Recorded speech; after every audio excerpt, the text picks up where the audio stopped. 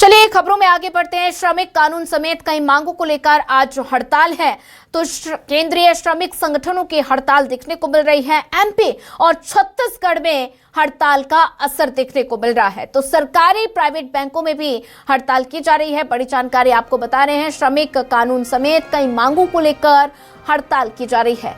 सरकारी और प्राइवेट बैंकों की हड़ताल पर असर देखने को मिलेगा।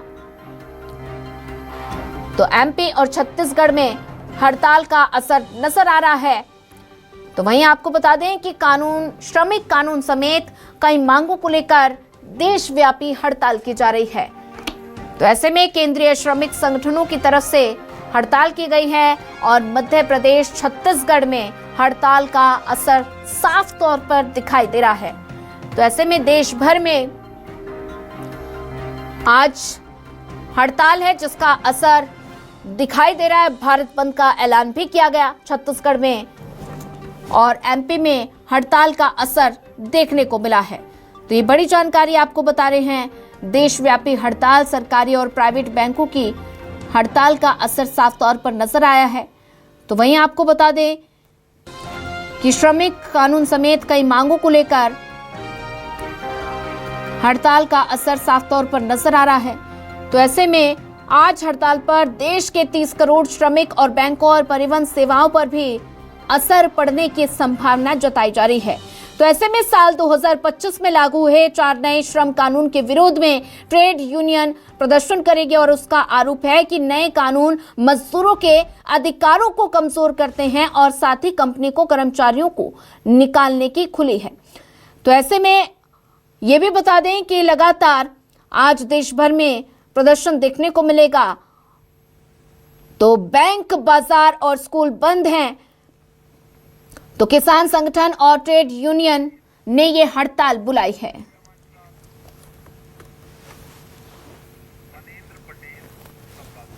तो वहीं ज्यादा जानकारी साझा करने के लिए हमारे साथ मनेंद्र पटेल जुड़े हुए हैं। मनेंद्र, बात की जाए तो आज श्रमिक कानून और कई मांगों को लेकर देशव्यापी हड़ताल देखने को मिल रही है। तो ऐसे में मध्य प्रदेश और छत्तीसगढ़ में भी साफ तौर पर असर नजर आ रहा है। देखिए, इस वक्त मैं मौजूद हूँ भिलाई इस्पात संयंत्र में, जो तेल की ध्वजवाहक इकाई है और यहाँ पर लगभग 40,000 जो है ठेका श्रमिक काम करते हैं और साथ ही साथ 12 से 13,000 जो है रेगुलर श्रमिक है। यानी कि भिलाई इस्पात संयंत्र में 50 से 60,000 श्रमिक यहाँ पर काम करते हैं और यहाँ पर एक बड़ा हड़ताल जिससे उसको देखने को मिल रहा है। हमारे साथ कई लोग मौजूद हैं, संगठन के लोग हैं, जो यूनियन के लोग हैं वहां पर मौजूद है, श्रमिक संगठन के लोग मौजूद हैं। उनकी मांगे जो है लगातार है। उन्होंने सांकेतिक प्रदर्शन भी कुछ दिनों पहले किया था। उसके बाद आज जो है पूरे देशव्यापी ये आंदोलन है जिसमें ये भाग लेने के लिए पहुंचे हैं, अपनी हिस्सेदारी करने के लिए पहुंचे हैं। हमारे साथ सीटू के सदस्य हैं, डे जी हमारे साथ मौजूद है। हम बात करते हैं उनसे कि किस तरह की ये मांगे और किस तरह के मांगों को लेकर आप यहाँ पर धरने प्रदर्शन पे है आज। देखिए, आज हमारी जो सबसे प्रमुख मांग है वो है कि जो 4 लेबर कोड बनाए गए, 29 श्रम कानूनों को संहिताकरण के नाम पर विलय करके जो 4 लेबर कोड बनाए गए हैं, इन लेबर कोड में विलय के नाम पर, संहिताकरण के नाम पर हमारे पूरे अधिकार छीन लिए गए। तो हमारा मूल आज का जो हड़ताल है वो उन्हीं लेबर कोड्स को में किए गए संशोधनों को वापस लेने की मांग को लेकर। लेबर कोड में ऐसी क्या विसंगतियां हैं, बताएंगे किस तरह से विसंगतियां हैं जिनको लेकर प्रमुख तौर पर आप लोग मुखर हुए? संगतियां तो बहुत सी हैं। इसमें मुख्य रूप से है श्रमिकों को 8 घंटे काम का अधिकार मिला हुआ था, लेकिन अभी जो सरकार है उस 8 घंटे काम को 12 घंटे करने जा रही। 8 घंटे काम में ही प्राइवेट जो निजी कंपनियां थी, जो ठेकेदार थे, ठेका श्रमिकों से 12 घंटे 13 घंटे काम लेते थे। जब 12 घंटा हो जाएगा तो 14-15 घंटे काम हो जाएंगे। हम महिला श्रमिकों से अब नाइट शिफ्ट अलाउंस में काम लिया जाएगा। उद्योगों में कई असुरक्षित क्षेत्र होती हैं। ये जब नियम लाया गया था दिन में काम करने का महिलाओं के लिए, सब सुरक्षा को देख के लाया गया था। इसका भी हमारा विरोध है। देखिए, ये जो जिस तरह से विसंगतियां बताई जा रही है लेबर कोड में, नया लेबर कोड जो है प्रस्ताव जो लोकसभा में पास कर दिया गया, उसके बाद लगातार इसके विरोध हो रहे थे।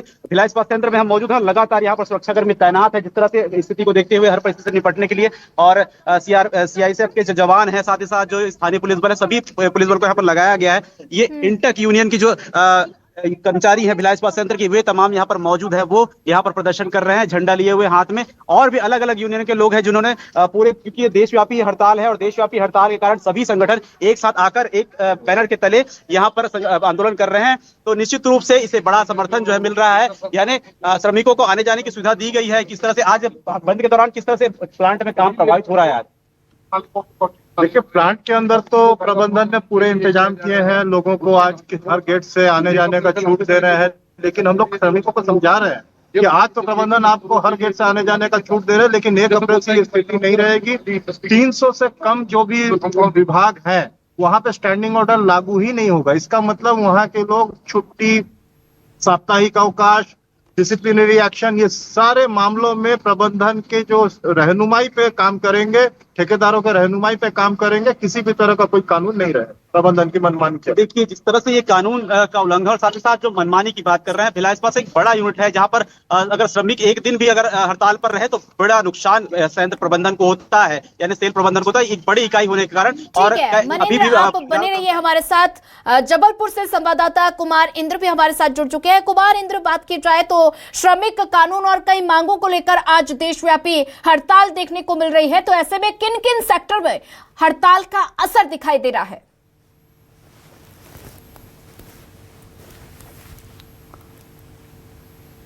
में जो है बैंक कर्मियों का जो है वो सबसे बड़ा आंदोलन आज देखने को मिलेगा, जिसमें अलग अलग शहर में, प्रदेश भर के शहरों में बात करें तो बैंकों में आज पूरी तरह से जो है वो काम बंद रहने को लेकर सामना करना पड़ेगा, परेशानियों का सामना करना पड़ेगा। हालांकि इसकी चेतावनी पहले से दे दी रखी थी, तो कुछ लोगों को परेशानी ना हो, दिक्कतें ना हो ट्रांजैक्शन को लेकर या दूसरे कामों को लेकर, इस तरह के पहले से चेतावनी दी थी।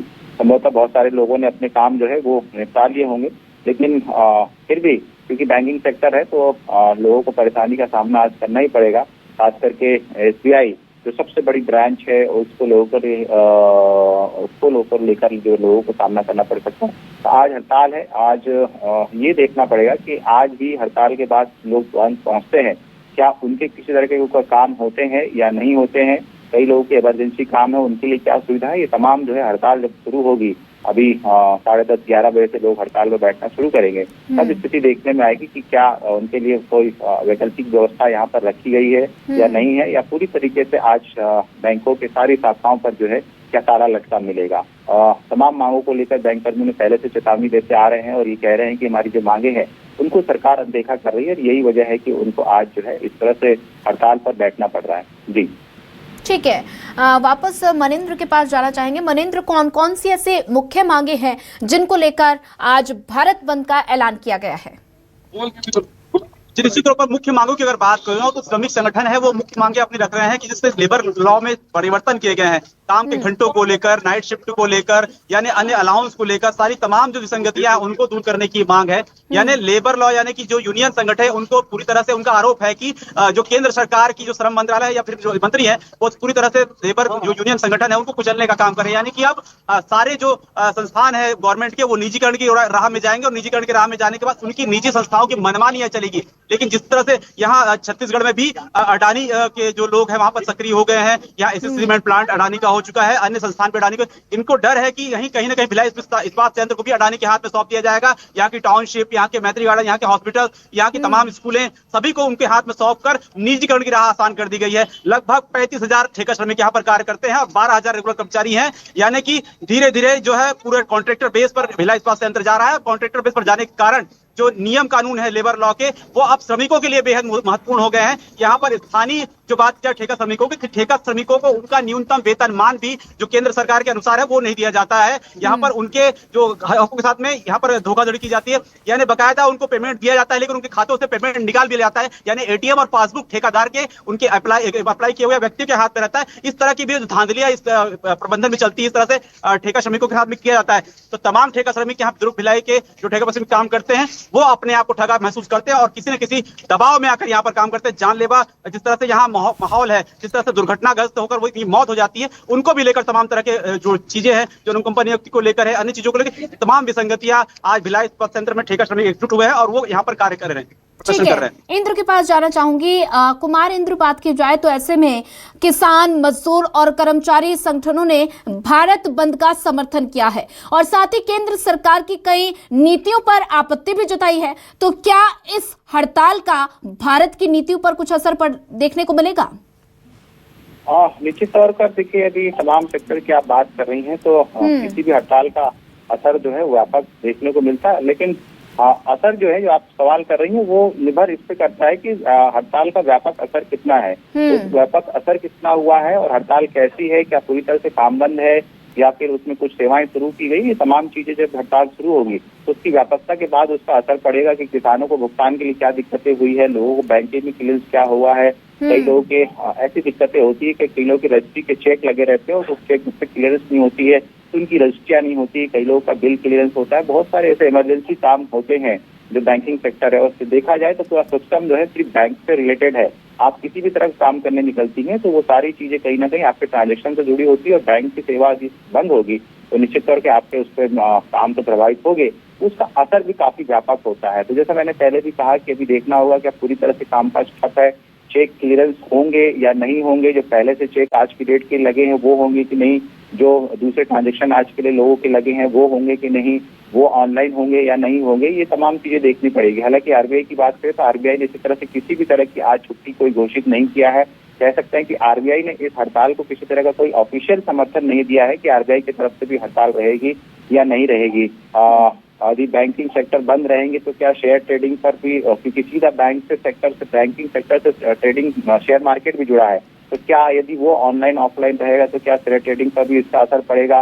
तो यदि उस पर असर पड़ा शेयर मार्केट में तो ये भी कह सकते हैं कि लाखों करोड़ों का जो है ट्रांजेक्शन शेयर मार्केट में होता है, तो उस पर भी व्यापक असर पड़ेगा। तो देखते हैं हड़ताल का रूप क्या अख्तियार करता है, क्या ऑनलाइन बैंकिंग सेक्टर भी प्रभावित होता है। ये तमाम सेक्टर अभी देखना होगा जब हड़ताल शुरू होती है 11 बजे, तब उसकी व्यापकता पर देखा जाएगा कि कौन कौन से सेक्टर प्रभावित हुए, तब उसका अनुमान लगाया जाएगा कि इससे क्या वाकई में कितना नुकसान हुआ है या नहीं। अभी थोड़ा सा कहना जल्दबाजी होगा कि इसका असर कितना होने वाला है। जी ठीक है कुमारेंद्र, आप नजर बनाए रखिए। ज्यादा जानकारी साझा करने के लिए आपका धन्यवाद। मनेंद्र पटेल, आप भी नजर बना के रखिए, आगे आपसे अपडेट लेते रहेंगे।